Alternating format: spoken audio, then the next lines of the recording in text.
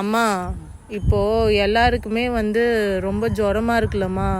நிறைய பேருக்கு பரவுது இல்ல, தொண்டை வலிக்குது, எல்லாருக்குமே அந்த ஜுரம் அந்த மாதிரி வருது இல்ல, என்ன பண்றது அப்போ?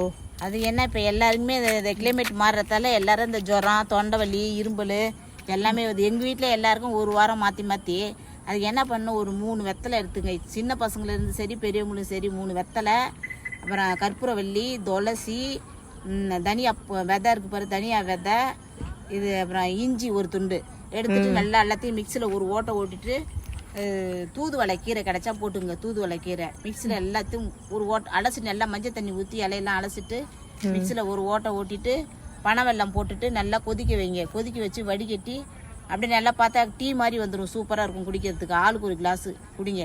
நாங்களே குடிச்ச பிறகு எங்கிட்ட இரும்பு. சின்ன பசங்களுக்கு குடிக்கலாம். எல்லாருமே சின்ன பசங்களுக்கு கம்மியாக கொடுங்க. இதில் காரமே இருக்காது. இஞ்சி ஒரு துண்டு நல்லா தோல்